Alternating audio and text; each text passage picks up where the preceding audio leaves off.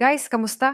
Ngayon ay tatalakayin natin ang dalawang function na ito. Una, isusulat natin ang lahat ng coordinates at pagkatapos ay iguguhit natin ang mga ito. Kaya, kalkulahin natin ang mga coordinates. Kaya, kung ilalagay natin sa x ang -3, ano ang makukuha natin? 3. -3 squared, magkano ito? Siyam, di ba? Ito ay magiging positive number pa rin.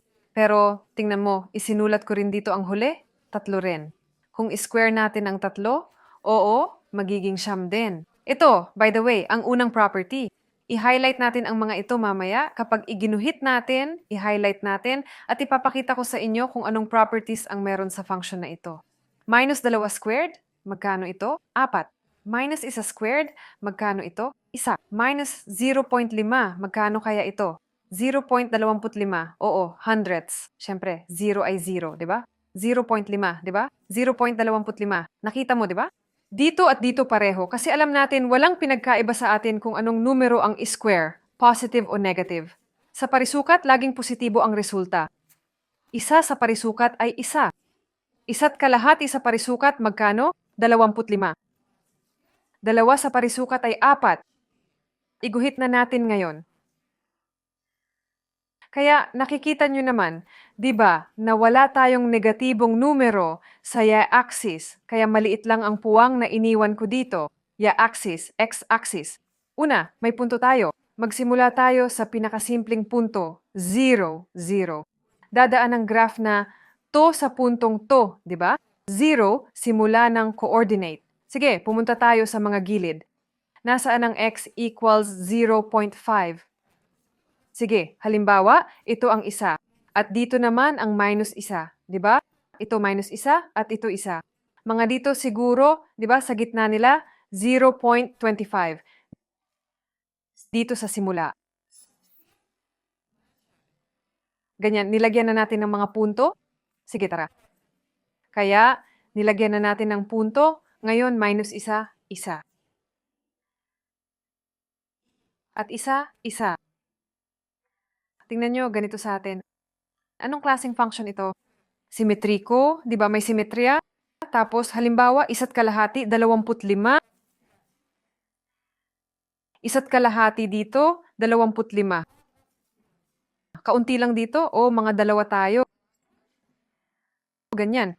Hindi, parang baluktot yata. Kaunti pa sa kaliwa. Dito. Pero syempre, kung lagay ko rin dito, -1 kalahati, magiging 25 rin. Oh, isa't kalahati. Ganyan. Kamusta yan? Baluktot, hindi tuwid? Sige, ngayon. Isa na. Oo. Ngayon, 2 at -2. 2 ay 4. 3, 4. At pataas dito. At dito, -2. Ganyan. Oo, dito lang. Tapos, 3 at -3. Siyam. Ito 3, ito -3. Siyam. 4. Bilang na tayo. 5, 6, 7, 8, siyam. Ito siyam natin. Tapos ganito papunta dito at dito -3, siyam, di ba? Kita nyo naman, pwede iguhit ang graph ng function. Y equals x squared. O, ganyan pwede i-connecta. Siyempre, sa board ko ginagawa. Mas magaling ka pa sa akin kasi kung may grid ka, mas madali talagang gumuhit. Ano bang mga katangian ng function na ito? Una, dumadaan ito sa origin. Ayan, oo, ang punto natin ay 0, 0.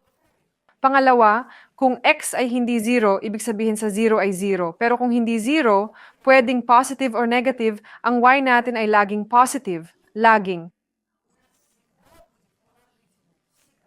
At syempre, nakita ninyo dito na sa magkasalungat na halaga ng x, oo, -0.5 plus 0.5, oo, -1, laging pareho ang halaga ng y. At ngayon, guhitin na natin ang pangalawang function, oo, sa cube. Kalkulahin muna natin ang coordinates. Kaya, -2 cubed ay ano? -8. Oo. Napapanatili ang sign kasi odd ang exponent. At dito, tingnan ninyo, meron pa tayong Dalawa, di ba? At dito rin napapanatili ang tanda, positibo, positibo. Mabuti. Sige, ngayon sa zero. Ano sa tingin ninyo? Ano ang mangyayari sa zero? Perpekto. Zero, zero. Sa isa, ano sa tingin ninyo? Dito magiging minus isa, di ba? Dito? Sige nga, isa. Sige, sa isa't kalahati natin, syempre magiging negatibo, di ba? Kasi isa't kalahati cubed, 375. Pero may minus, di ba? May sign. Dun magkano? 375, di ba? Pero may positive sign. Minus 0.5, nakukuha natin 0.125 na may minus. At dito, 0.125 na may plus. Ngayon, guhitin natin ang graph na ito. X, bababa rin ng Y, kaya ganito ko ginuhit para kumpleto ang quarters. Siyempre, dadaan sa 0, di ba? Ayan, nakita natin. Ayos! Sige, tuloy. Tingnan natin. Sige, pumunta tayo sa pinakamalayong punto. Minus 2 at 2, di ba? Ay, mali pala ang isinulat ko dito. Guys, kung nakita ninyo ang mali, mag-like kayo ha. Dito wala akong 2, 8 pala, di ba? Nagkamali ako. Kaya, 2 at minus 2 sa x. Ibig sabihin dito minus 2 at dito 1. 2, di ba? At kailangan nating umakyat pataas, di ba? 1, 2, 3, 4, 5, 6, 7, 8. At nandito ang punto, mga dito, di ba? At dito minus 2 at bababa tayo hanggang 8, hanggang minus 8.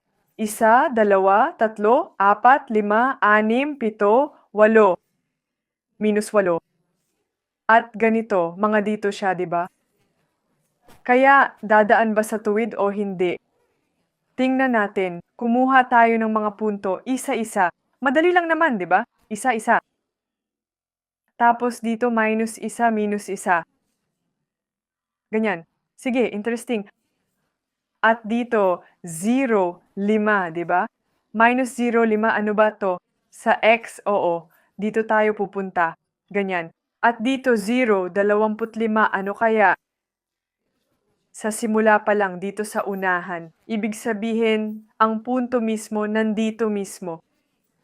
At makikita ninyo, di ba, na parang direkta lang, di ba? Isa-isa, pwede nating sabihin na parang function nito ng y, x, di ba?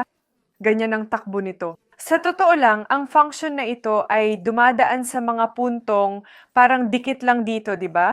Sige, iguguhit natin ito. Dito minus 1.5, tapos dito 3, well, 38, di ba? Mga ganyan. 3, well, mga dito, mga ganito. O, siguro dito na. At sa positive side, pareho rin. 1.5 at dito 3. Like, kung malinaw lahat. Ganyan. Sige, iguhit na natin yung graph ng function. Siyempre, mas maganda guhit ninyo kaysa sa akin. Yan. Kasi may papel kayo na may grid, di ba? Siguro mas madali. Dito medyo baluktot. Ano bang properties ng function na ito? Una, dumadaan din ito sa origin. Di ba? Yan ang unang property. Tapos, kung x ay mas malaki sa 0, ang y ay mas malaki rin sa 0. Kung x ay mas maliit sa 0, ang y ay mas maliit din sa 0 at sa opposite values ng x, di ba? Minus 1, 1, minus 1.5. 1.5 ay may opposite values din ng y.